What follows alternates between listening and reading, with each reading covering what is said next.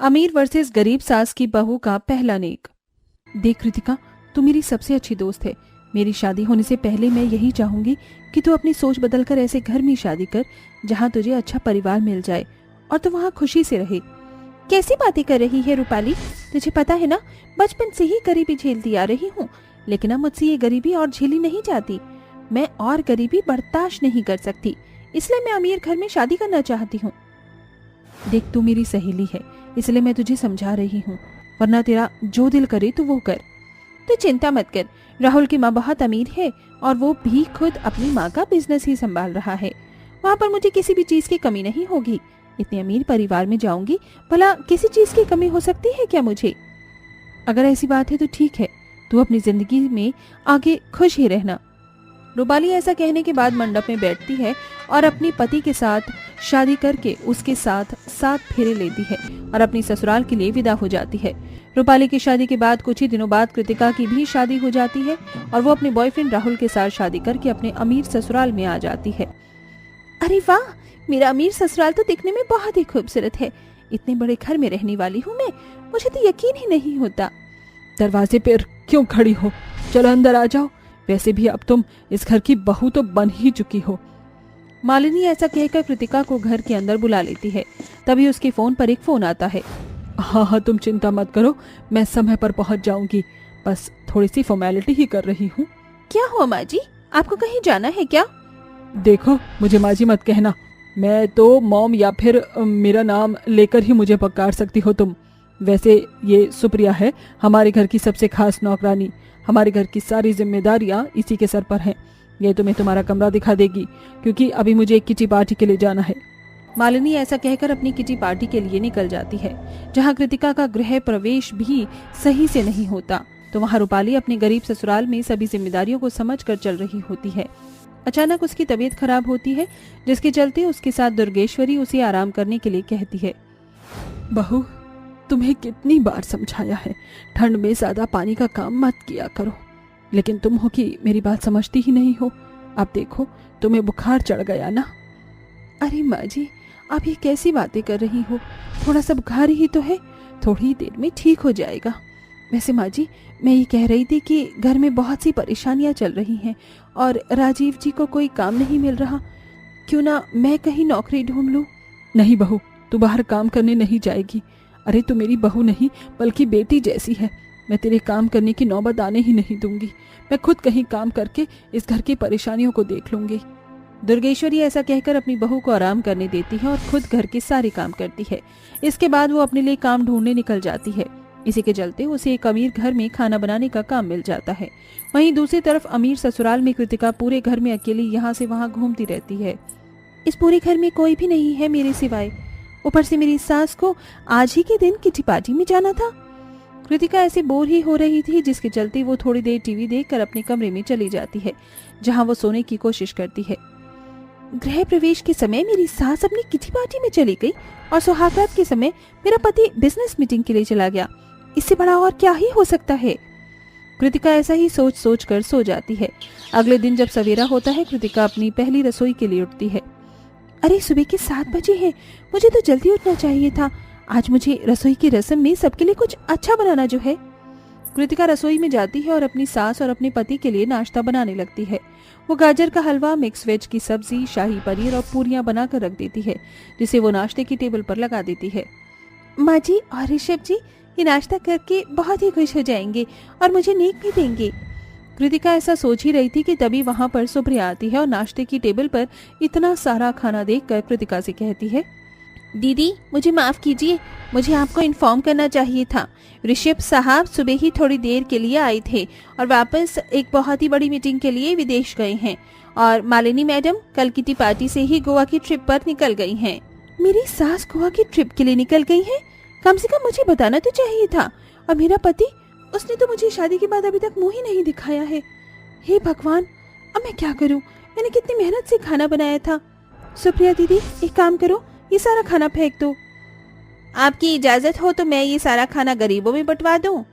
जो करना ही करो, मुझे उससे कोई मतलब नहीं, लेकिन ये सारा खाना यहाँ से हटा दो।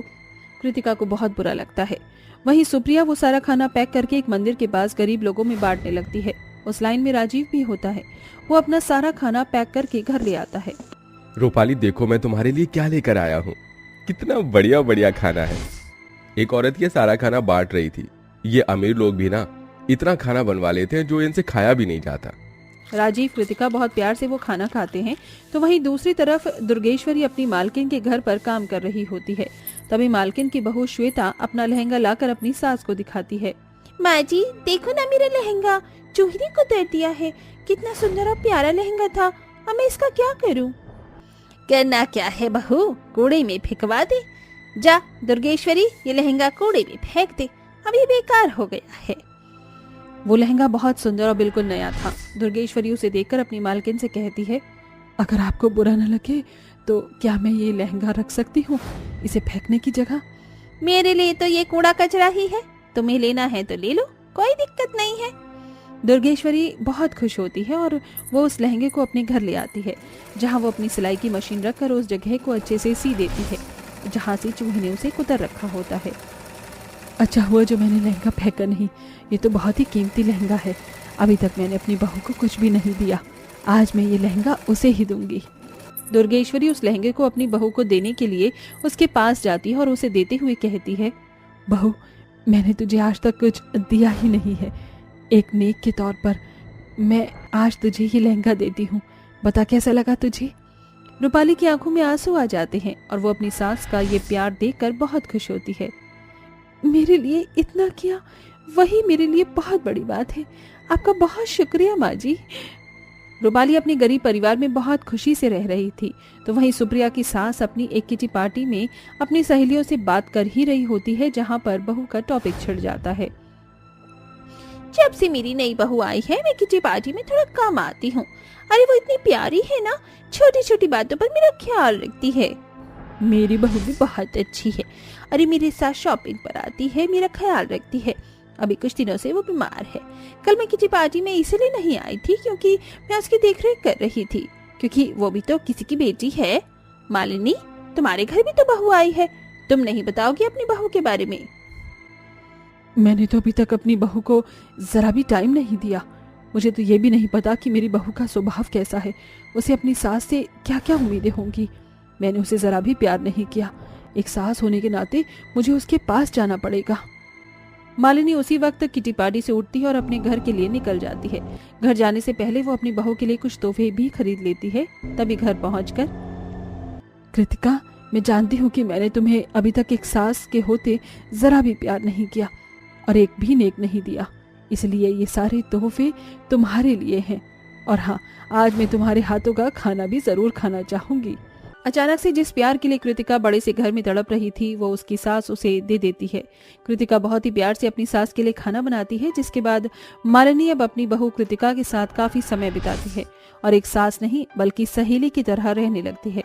तो ऐसी थी एक गरीब सास और अमीर सास की नेक की कहानी। गरीब बेटी की अमीर माँ। ठंड की बारिश में भीगते हुए मालिनी अपने हाथ में एक प्यारी नन्ही बच्ची को लेकर अपनी सहेली के घर के बाहर खड़ी होती है। वह उसके घर का दरवाजा खटखटाती है। दरवाजा खोलो सेजल, दरवाजा खोलो, मुझे तुम्हारी मदद की बहुत जरूरत है। दरवाजा खोलो सेजल। सेजल जैसे ही दरवाजा खोलती है वह भीगी हुई मालिनी और उसकी बेटी को देखती है। क्या हालत बना रखी है तुमने? क्या हुआ? सब कुछ ठीक तो है ना? और ये बच्ची किसकी है? मालिनी की आंखें आंसुओं से भरी होती हैं। वह अपने गोद से अपनी बेटी को सेजल को पकड़ा देती है, जिसके बाद वह सेजल से हाथ जोड़कर विनती करते हुए कहती है, सेजल ये मेरी बेटी है। मैं जानती हूँ ये सुनकर तुम्हें बहुत अजीब लग रहा होगा कि एक बिन ब्याही औरत माँ कैसे बन सकती है। ये सब मेरी ही गलती थी, लेकिन अब मेरी शादी होने वाली है। अगर मेरी बेटी के बारे में किसी को पता चल गया तो मेरा ये रिश्ता टूट जाएगा और मेरे माँ बाप की बहुत बदनामी होगी। मैं तुम्हारे आगे हाथ जोड़ती हूँ, मेरी बेटी को अपना नाम दे दो और उसके सर पर अपना हाथ रख दो। तभी वहां पर सेजल का पति अनुराग भी आ जाता है। वह मालिनी की ऐसी हालत देखकर अपनी पत्नी सेजल से कहता है, सेजल हमें 4 साल से कोई संतान नहीं हुई है, क्या पता ये भगवान की ही देन हो। कोई बात नहीं, आज से ये बेटी हमारी हुई।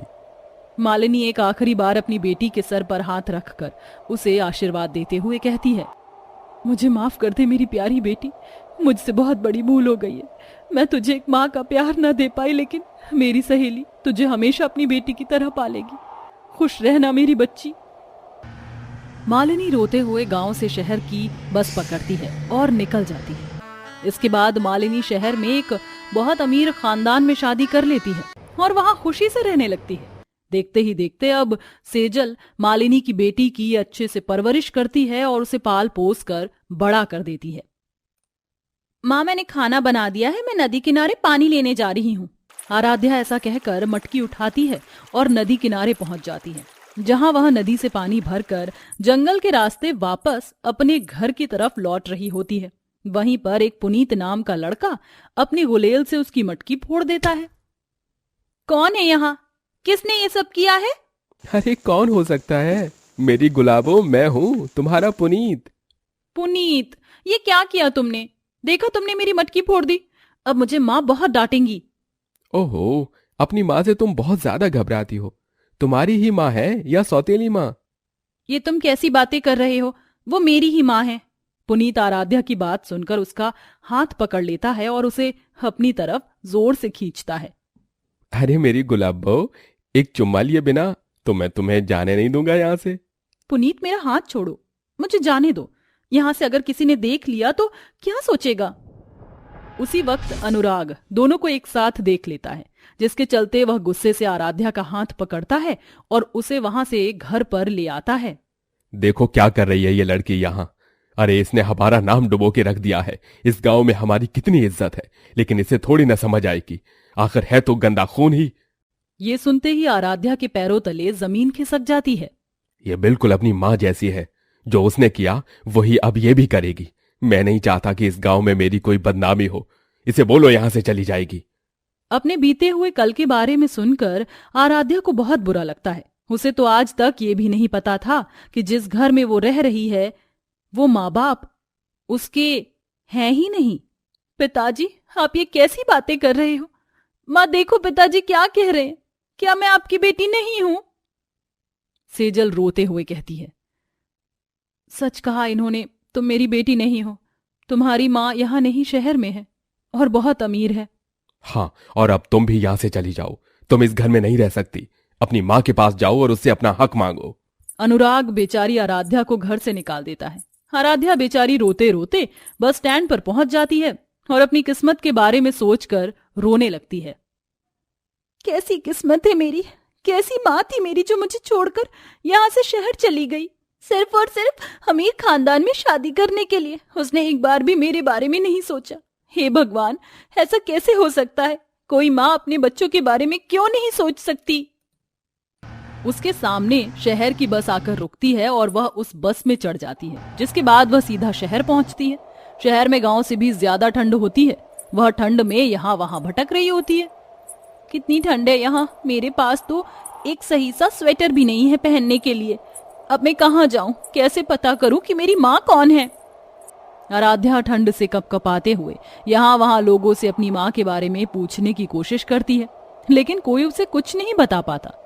चलते चलते वह एक बहुत फेमस दुर्गा माँ के मंदिर के पास पहुंच जाती है। आराध्या उस मंदिर के अंदर जाती है और दुर्गा माँ के पैरों में गिरकर उनसे अपनी माँ के बारे में बात करने लगती है।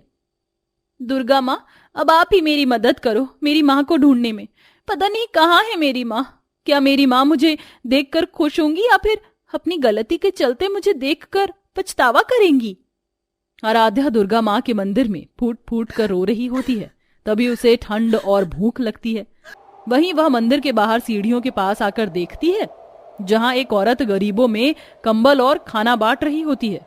वह भी इस लाइन में लग जाती है।